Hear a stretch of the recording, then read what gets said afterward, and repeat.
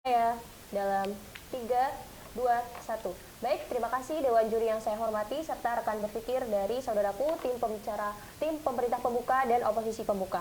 Saya Konata Putri Wulandari sebagai pembicara pertama dan rekan saya Jubi Supriyatna sebagai pembicara kedua dari tim Universitas Jenderal Sudirman. Dewan Juri yang saya hormati, debat pertama gagal menjawab beban pembuktian dari mosi ini. Mengapa? Debat pertama hanya berputar pada skenario karir generalis dan karir spesialis. Mereka hanya bermain pada skenario adu penting dari kedua jenis karir tersebut. Mengapa ini salah? Dewan Juri, mosi perdebatan ini adalah mosi value judgment. Maka yang berhak memenangkan perdebatan kali ini adalah yang bisa menjelaskan nilai daripada glorifikasi itu sendiri. Apakah ini akan kemudian berimplikasi positif kepada masyarakat ataukah ini akan berimplikasi negatif kepada masyarakat. Ini yang kemudian gagal dijelaskan di debat pertama. Dewan Juri, perlu saya tekankan bahwa konteks perdebatan kita adalah untuk menjelaskan dengan adanya glorifikasi ini dampaknya pada konstruksi sosial masyarakat akan seperti apa. Itulah yang kemudian akan menjadi kontribusi kami sebagai pemerintah penutup.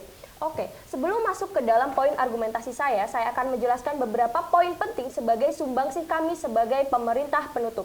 Kami akan berkontribusi 4 hal. Yang pertama, kami akan menjelaskan pendekatan dalam konstruksi sosial masyarakat. Yang kedua, model dan skenario terbaik kami. Yang ketiga, korelasi dari manifestasi yang ada. Dan yang keempat, bagaimana ini akan buruk dalam pembentukan afirmasi positif di dalam masyarakat. Yang mana poin ketiga dan keempat akan dijelaskan oleh pembicara kedua kami. Oke, sebelum masuk ke dalam poin argumentasi saya akan mengkritisi beberapa poin argumentasi dari oposisi. Oposisi menyebutkan bahwa tidak akan terjadi perpindahan antara generalis kemudian menjadi spesialis dengan adanya glorifikasi ini.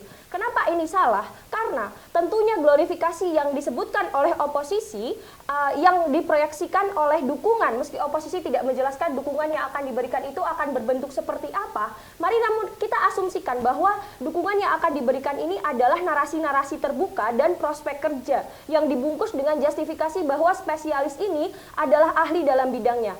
Panelis, nyatanya oposisi hanya melihat dari kacamata perusahaan, pabrik, startup, dan aktor-aktor yang membutuhkan jasa para spesialis. Namun oposisi tidak melihat bahwa akan terjadi konstruksi sosial masyarakat yang buruk di dalam masyarakat kita, yang akan saya sampaikan nanti di poin argumentasi saya.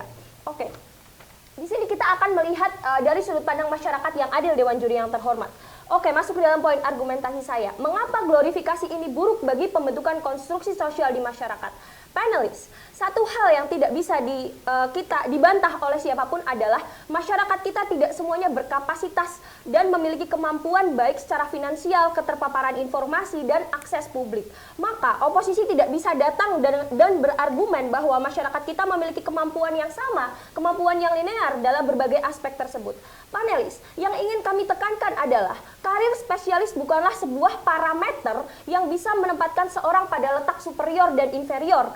Karena kita bicara glorifikasi, kita tidak hanya berbicara pada dimensi tempat kerja, namun kita berbicara tentang spektrum masyarakat. Sehingga landasan glorifikasi ini baik pada status quo maupun untuk kedepannya akan buruk bagi masyarakat. Ada 2 layer justifikasi saya. Yang pertama adalah glorifikasi ini akan mempengaruhi persepsi masyarakat karena akan adanya konsep superioritas dan inferioritas yang akan dipikirkan oleh masyarakat. Oke, masyarakat akan berpikir bahwa untuk menjadi unggul, dirinya harus berada pada titel atau pada titik spesialis. Spesialis ini bisa didapatkan dengan 2 cara, kami setuju, dengan menggunakan strata dalam pendidikan formal ataupun dengan pelatihan tersertifikasi. Baik keduanya, kita sama-sama sepakat bahwa masyarakat kita tidak semuanya mampu menjangkau kedua hal tersebut. Masyarakat yang bekerja di bengkel pribadi misalnya contohnya sudah lebih dari 20 tahun akan tetap kalah dengan lulusan S2 teknik mesin, padahal secara praktikal dan kemampuan keduanya bisa saja diadu. Kemudian layer kedua justifikasi saya adalah glorifikasi ini akan buruk, akan menciptakan diskriminasi di dalam masyarakat kita. Kenapa? Jika glorifikasi ini terus dinaikkan, maka masyarakat juga akan terbebani dengan standarisasi yang secara implisit dibentuk dari hal tersebut.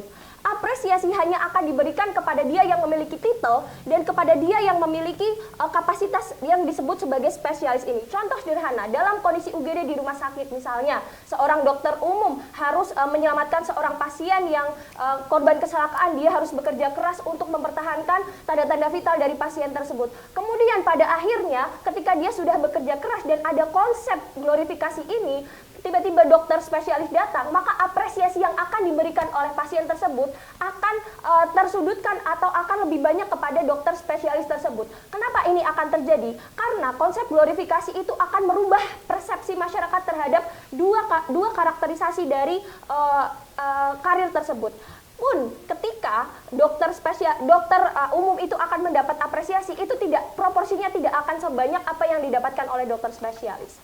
Itu yang buruk. Contoh kedua mungkin yang sudah terjadi di negara kita adalah Ibu Susi Pujiastuti, mantan Menteri Kelautan dan Perikanan kita di Indonesia. Beliau bukanlah lulusan perguruan tinggi, saudara-saudara sekalian. Namun dia bisa memberikan kontribusi bagi negara yang mana dia bisa membabat maling-maling dari sumber daya laut kita.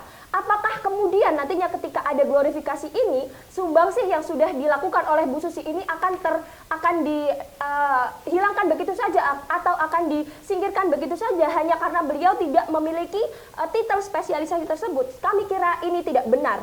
Maka dua poin justifikasi ini sudah bisa membuktikan bahwa spesialisasi tidak bisa menjadi timbangan kapabilitas dan kredibilitas seseorang, sehingga tidak ada alasan bagi oposisi untuk taklid pada model glorifikasi ini. Oke, masuk kepada poin argumentasi saya yang kedua adalah model dan skenario terbaik.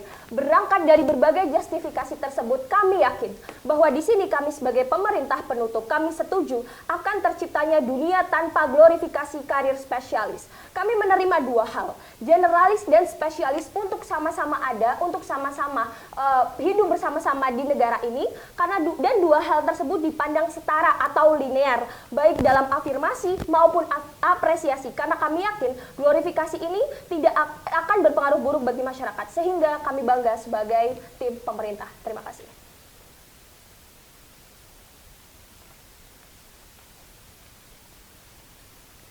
Baik, saya akan memulai pidato saya dalam hitungan 3, 2, 1. Sebagai pembicara kedua dari tim pemerintah penutup, saya akan memberikan dua kontribusi utama.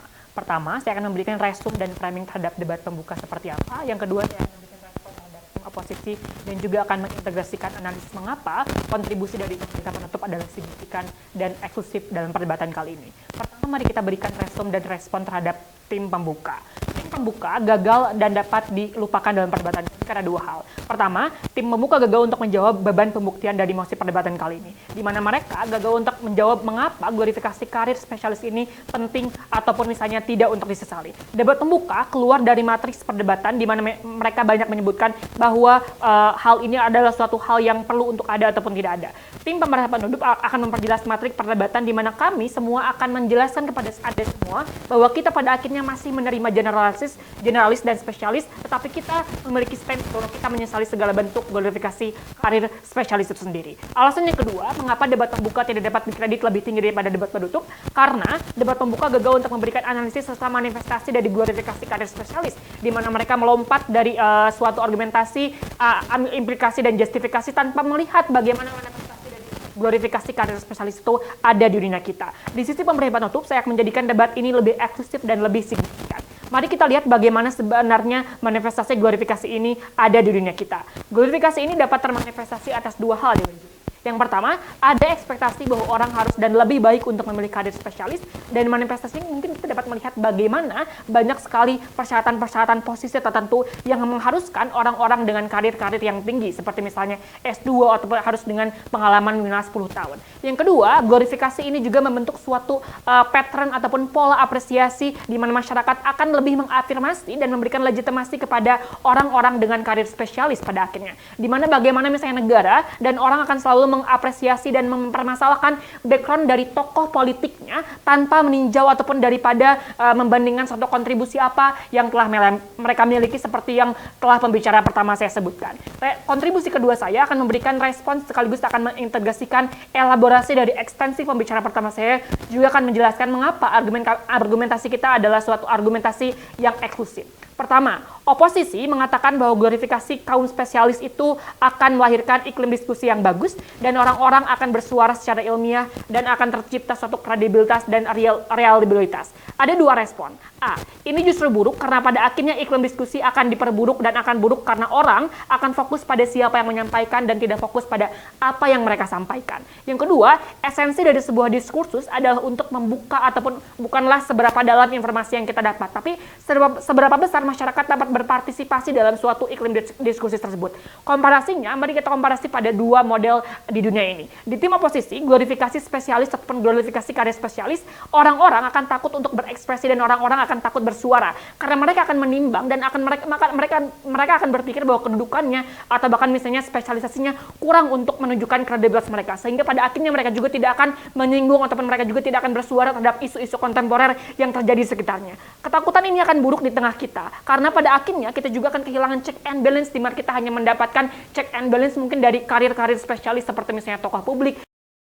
Glorifikasi karir spesialis ini sangatlah buruk karena orang hanya akan apresiatif pada aktor spesialis, di mana orang juga akan bertendensi untuk merendahkan aktor generalis. Misalnya kita dapat melihat bagaimana misalnya kita dapat menyerang aktor politik dengan tanpa melihat substansinya, tapi melihat bagaimana backgroundnya dan lain-lain. Mari kita tarik manifestasi mengapa glorifikasi ini buruk dalam sektor politik, karena pada debat pembuka tidak ada manifestasi bagaimana karir spesialis ini dapat disesali. Mari kita lihat bagaimana misalnya sektor politik akan bekerja ketika misalnya ada glorifikasi karir spesialis. Kami percaya bahwa dalam sektor politik mungkin suara dan kesempatan rakyat akan terbatas ketika misalnya suatu rakyat hidup dalam glorifikasi karir spesialis. Karena akan terbentuk suatu ekskluditas, dan ekskluditas ini adalah hasil dari glorifikasi karir spesialis. Dan kami percaya bahwa oposisi penutup akan menyatakan bahwa pada akhirnya juga karir generalis juga tidak capable dan kami menjunjung tinggi karir-karir yang spesialis. Kami bisa membuktikan bahwa misalnya kenapa karir generalis juga dapat dipertimbangkan dan tidak boleh diremehkan. Karena pada akhirnya kami juga dapat membuktikan kepada Anda semua bahwa kita tidak bisa mengukur suatu derajat kesuksesan ataupun misalnya kontribusi seseorang hanya dari background mereka. Kita dapat membuktikan bagaimana misalnya Rocky Gerung yang tidak memiliki pendidikan S1 tapi dia dapat mengajar S3 atau bakal dia aktif dan vokal dalam isu perpolitikan. Itu menunjukkan kepada kita semua bahwa glorifikasi dari karir spesialis perlu untuk ditentang dan perlu untuk disesali. Bantahan dan ekstensi yang selanjutnya adalah kita akan menjelaskan dari argumentasi oposisi, di mana oposisi mengatakan bahwa spesialis akan membentuk suatu akan dapat dilihat dari pengalaman dan tidak hanya dilihat dari backgroundnya. Tetapi pada kenyataannya ketika sudah menjadi glorifikasi, maka tolak ukurnya bukan bergeser dari pengalaman, tetapi pada usia ataupun pada kuantitas pengalaman yang didapat tidak seberapa besar kualitas pengalaman itu sendiri. Dan ini akan berimplikasi negatif Dewan Juri, karena pada akhirnya masyarakat akan terjebak pada ageism, di mana masyarakat akan melihat segala sesuatu dari kuantitas massa ataupun kuantitas umur. Misalnya kita dapat mengkarakterisasi masyarakat di satu saat ini, di mana masyarakat dapat menimbang dan masyarakat akan lebih mudah untuk mengklaim dan mengatakan bahwa orang dengan parubaya seperti misalnya orang dengan usia 50 tahun akan dianggap lebih valid dan lebih bagus daripada orang dengan usia 20 tahun.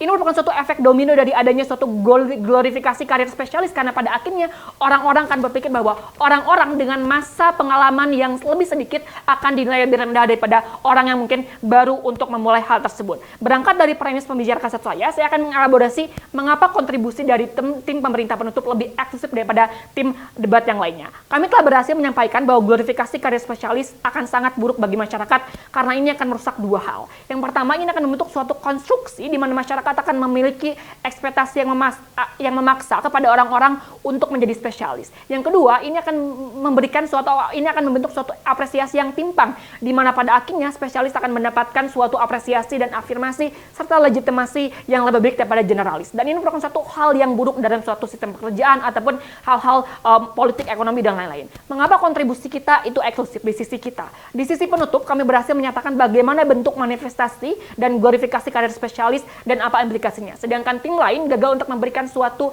manifestasi dari bagaimana misalnya mereka dapat mengklaim bahwa misalnya implikasi mereka adalah valid dan dapat dibuktikan. Bahkan jika oposisi penutup membawakan suatu spektrum baru di mana mereka menganggap bahwa pentingnya suatu master of one dan mereka menolak suatu adanya konsep jack all of trade, kami dapat membuktikan bahwa tim oposisi penutup juga tidak dapat stand dalam perdebatan kali ini. Karena pada akhirnya kami juga masih mengamini kedua konsep tersebut, tetapi kami menolak untuk adanya suatu bentuk glorifikasi di mana kami tidak ingin memiliki suatu kondisi yang timpang, baik itu generalis dan juga spesialis. Bangga untuk menutup kasus dari pemerintah.